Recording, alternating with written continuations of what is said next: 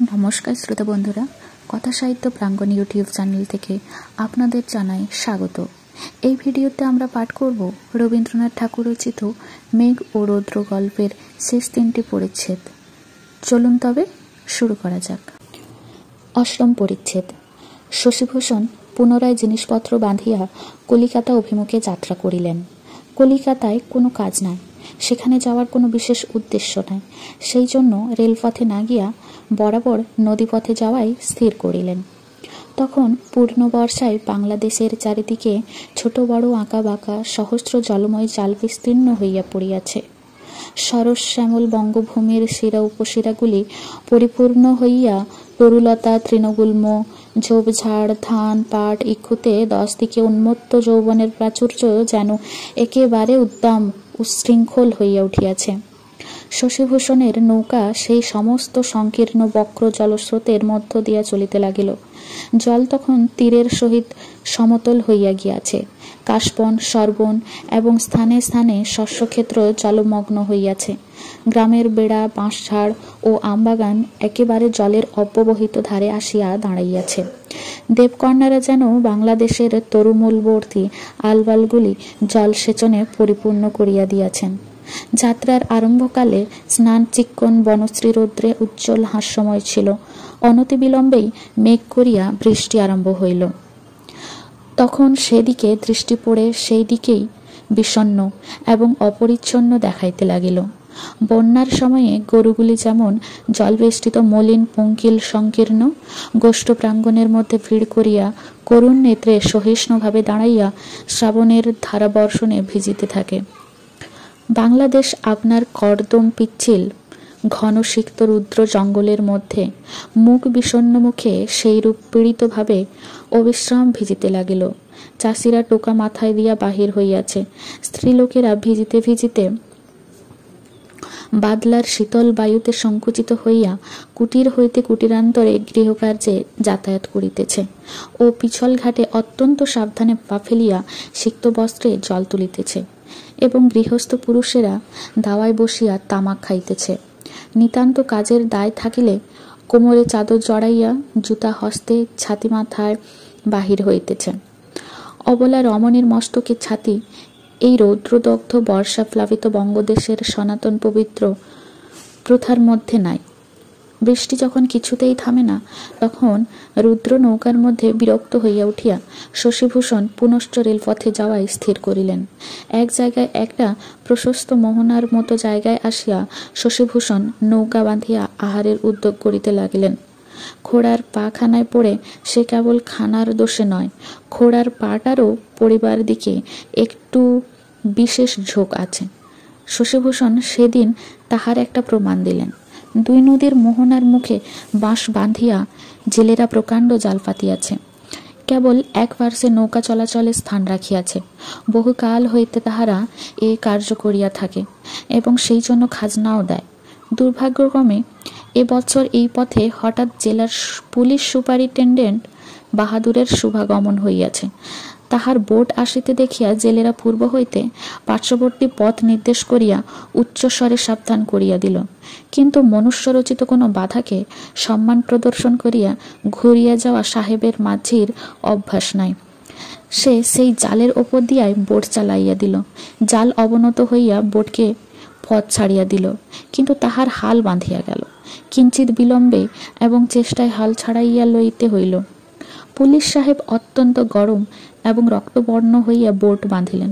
তাহার মূর্তি দেখিয়া জেলে 4টে ঊর্ধ্বশ্বাসে পলায়ন করিল। সাহেব তাহার মাল্লাদিগকে জাল কাটিয়া ফেলিতে আদেশ করিলেন। তাহারা সেই 700-800 টাকার বৃহৎ জাল কাটিয়া টুকরো টুকরো করিয়া ফেলিল।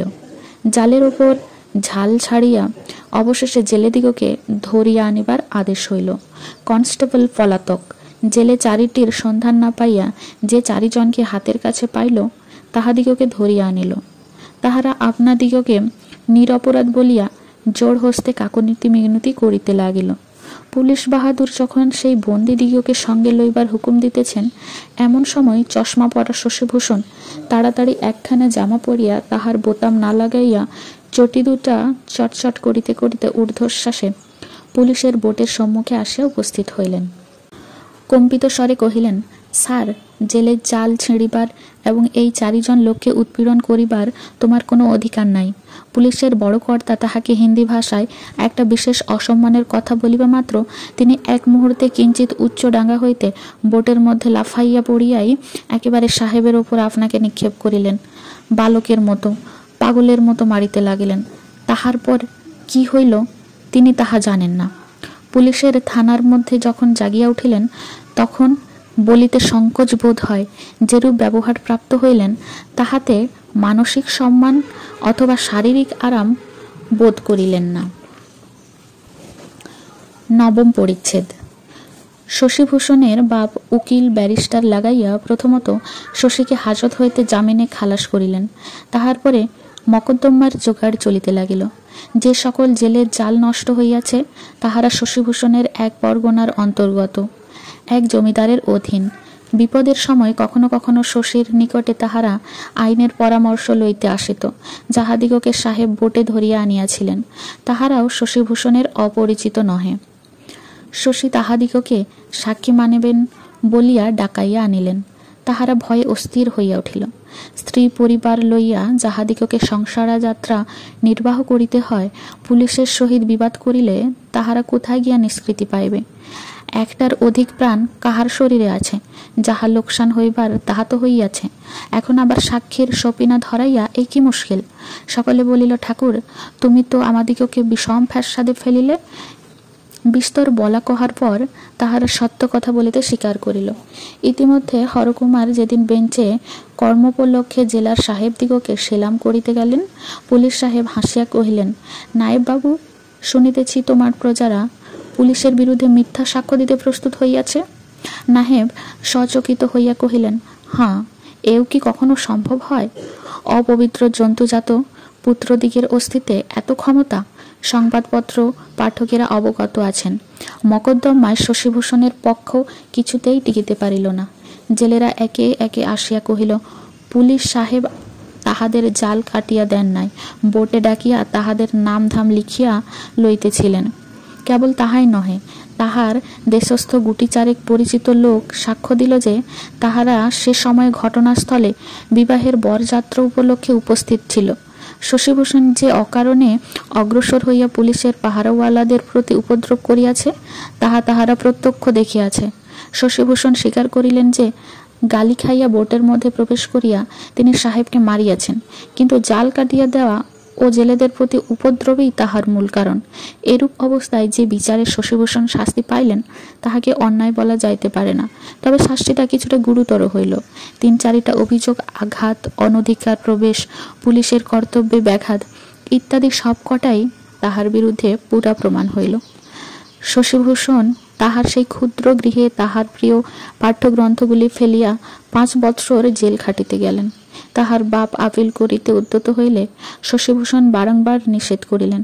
কহিলেন, জেল ভালো, লোহার বেড়ি মিথ্যা কথা বলে না, কিন্তু জেলের বাহিরে যে স্বাধীনতা আছে সে আমাদিগকে প্রতারণা করিয়া বিপদে ফেলে। আর যদি সৎসঙ্গের কথা বলতো, জেলের মধ্যে মিথ্যাবাদী কৃতঘ্ন কাপুরুষের সংখ্যা অল্প, কারণ স্থান পরিমিত, বাহিরে অনেক বেশি। 10ম পরিচ্ছেদ। শশীভূষণ জেলে প্রবেশ করিবার অনতিকাল পরেই তাহার পিতার মৃত্যু হইল। তাহার আর বড় কেহ ছিল না। এক ভাই বহুকাল হইতে সেন্ট্রাল প্রভিন্সে কাজ করিতেন। দেশে আসা তাহার বড় ঘটিয়া উঠিত না। সেইখানে তিনি বাড়ি তৈয়ারি করিয়া সপরিবারে স্থায়ী হইয়া বসিয়াছিলেন। দেশে বিষয় সম্পত্তি যাহা ছিল, নায়েব হরকুমার তাহার অধিকাংশ নানা কৌশলে আত্মসাৎ করিলেন। জেলের মধ্যে অধিকাংশ কয়েদিকে যে পরিমাণ দুঃখ ভোগ করিতে হয়, দৈব বিপাকে শশীভূষণকে তদপেক্ষা অনেক বেশি সহ্য করিতে হইয়াছিল। তথাপি দীর্ঘ 5 বৎসর কাটিয়া গেল। আবার একদা বর্ষার দিনে জীর্ণ শরীর ও শূন্য হৃদয় লইয়া শশীভূষণ কারাপ্রাচীরের বাহিরে আসিয়া দাঁড়াইলেন। স্বাধীনতা পাইলেন, কিন্তু তাহা ছাড়া কারার বাহিরে তাহার আর কেহ অথবা আর কিছু ছিল না।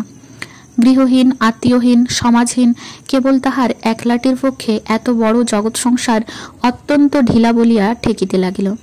জীবনযাত্রার বিচ্ছিন্ন সূত্র আবার কোথা হইতে আরম্ভ করিবেন এই কথা ভাবিতেছেন।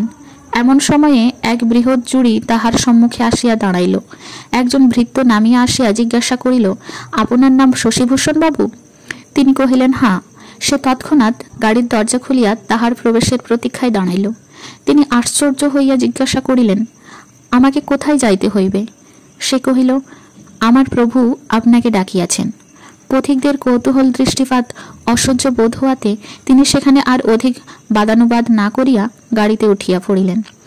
ভাবিলেন, নিশ্চয়ই ইহার মধ্যে একটা কিছু ভ্রম আছে, কিন্তু একটা কোনো দিকে তো চলিতে হইবে, না হয় এমনি করিয়া ভ্রম দিয়াই এই নতুন জীবনের ভূমিকা আরম্ভ হোক। সেদিনও মেঘ এবং রৌদ্র আকাশময় পরস্পরকে স্বীকার করিয়া ফিরিতেছিল। পথের প্রান্তবর্তী বর্ষার জল প্লাবিত গাঢ় শ্যাম শস্যক্ষেত্র চঞ্চল ছায়ালোকে বিচিত্র হইয়া উঠিতেছিল। হাটের কাছে একটা বৃহৎ রথ পড়িয়াছিল এবং তাহার অদূরবর্তী মুদির দোকানে একদল বৈষ্ণব ভিক্ষুক গুপিযন্ত্র ও খোল করতাল যোগে গান গাহিতেছিল।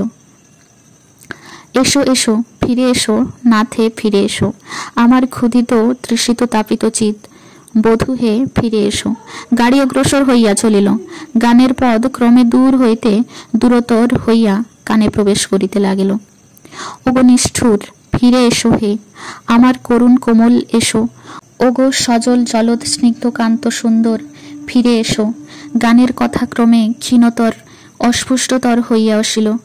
আর বুঝা গেল না, কিন্তু গানের ছন্দে শশীভূষণের হৃদয়ে একটা আন্দোলন তুলিয়া দিল। তিনি আপন মনে গুনগুন করিয়া পদের পর পদ রচনা করিয়া যোজনা করিয়া চলিলেন, কিছুতেই যেন থামিতে পারিলেন না। আমার নীতিসুখ ফিরে এসো, আমার চিরদুখ ফিরে এসো, আমার সব সুখ দুঃখ মন্থন ধন অন্তরে ফিরে এসো, আমার চিরবাঞ্ছিত এসো, আমার চিরসঞ্চিত এসো।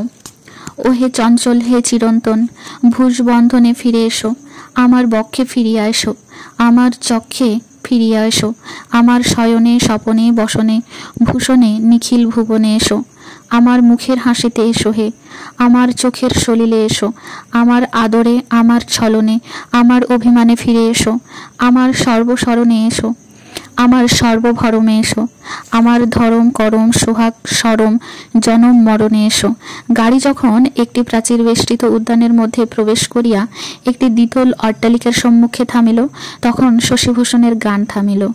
তিনি কোনো প্রশ্ন না করিয়া ভৃত্যের নির্দেশক্রমে বাড়ির মধ্যে প্রবেশ করিলেন। যে ঘরে আসিয়া বসিলেন সে ঘরের চারিদিকেই বড় বড় কাচের আলমারিতে বিচিত্র বর্ণের বিচিত্র মলাটের সারি সারি বই সাজানো। সেই দৃশ্য দেখিবা মাত্র তাহার পুরাতন জীবন দ্বিতীয়বার কারামুক্ত হইয়া বাহির হইল। এই সোনার জলে অঙ্কিত নানা বর্ণে রঞ্জিত বইগুলি আনন্দলোকের মধ্যে প্রবেশ করিবার সুপরিচিত রত্নখচিত সিংহদ্বারের মতো তাহার নিকটে প্রতিভাত হইল।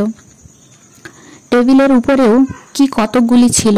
শশীভূষণ তাহার ক্ষীণ দৃষ্টি লইয়া ঝুঁকিয়া পড়িয়া দেখিলেন একখানি বিদীর্ণ স্লেট, তাহার উপরে গুটি কয়েক পুরাতন খাতা, একখানি ছিন্নপ্রায় ধারাপাত কথামালা এবং একখানি কাশিরাম দাসের মহাভারত। স্লেটের কাঠের ফ্রেমের উপর শশীভূষণের হস্তাক্ষরে কালি দিয়া খুব মোটা করিয়া লেখা, গিরিবালা দেবী। খাতা ও বইগুলির উপরেও ওই এক হস্তাক্ষরে এক নাম লিখিত। শশীভূষণ কোথায় আসিয়াছেন বুঝিতে পারিলেন। তাহার বক্ষের মধ্যে রক্তস্রোত তরঙ্গিত হইয়া উঠিল। মুক্ত বাতায়ন দিয়া বাহিরে চাহিলেন। সেখানে কি চক্ষে পড়িল? সেই ক্ষুদ্র গড়াদে দেওয়া ঘর, সেই অসমতল গ্রাম্য পথ, সেই দূরে কাপড় পরা ছোট মেয়েটি এবং সেই আপনার শান্তিময় নিশ্চিন্ত নিভৃত জীবনযাত্রা। সেদিনকার সেই সুখের জীবন কিছুতেই অসামান্য বা অত্যধিক নহে। দিনের পর দিন ক্ষুদ্র কাজে ক্ষুদ্র সুখে অজ্ঞাতসারে কাটিয়া যাইত এবং তাহার নিজের অধ্যয়ন কার্যের মধ্যে একটি বালিকা ছাত্রীর অধ্যাপন কার্যে তুচ্ছ ঘটনার মধ্যেই গণ্য ছিল। কিন্তু গ্রাম প্রান্তের সেই নির্জন দিনযাপন, সেই ক্ষুদ্র শান্তি, সেই ক্ষুদ্র সুখ, সেই ক্ষুদ্র বালিকার ক্ষুদ্র মুখখানি সমস্তই যেন স্বর্গের মতো দেশকালের বহির্ভূত এবং আয়ত্তের অতীত রূপে কেবল আকাঙ্ক্ষা রাজ্যের কল্পনা ছায়ার মধ্যে বিরাজ করিতে লাগিল। সেদিনকার সেই সমস্ত ছবি এবং স্মৃতি আজিকার এই বর্ষাস্নান প্রভাতের আলোকের সহিত এবং মনের মধ্যে মৃদুগুঞ্জিত সেই কীর্তনের গানের সহিত জড়িত মিশ্রিত হইয়া এক প্রকার সঙ্গীতময় জ্যোতির্ময় অপূর্ব রূপ ধারণ করিল। সেই জঙ্গলে বেষ্টিত কর্দমাক্ত সংকীর্ণ গ্রামপথের মধ্যে সেই অনাদৃত ব্যথিত বালিকার অভিমান মলিন মুখে শেষ স্মৃতিটি যেন বিধাতা বিরচিত এক অসাধারণ আশ্চর্য অপরূপ অতি গভীর অতি বেদনা পরিপূর্ণ স্বর্গীয় চিত্রের মতো তাহার মানসপটে প্রতিফলিত হইয়া উঠিল। তাহারই সঙ্গে কীর্তনের করুণ সুর বাজিতে লাগিল এবং মনে হইল যেন সেই পল্লী বালিকার মুখে সমস্ত বিশ্বহৃদয়ের এক অনির্বচনীয় দুঃখ আপনার ছায়া নিক্ষেপ করিয়াছে। শশীভূষণ দুই বাহুর মধ্যে মুখ লুকাইয়া সেই টেবিলের উপর সেই স্লেট বহি খাতার উপর মুখ রাখিয়া অনেক কাল পরে অনেক দিনের স্বপ্ন দেখিতে লাগিলেন।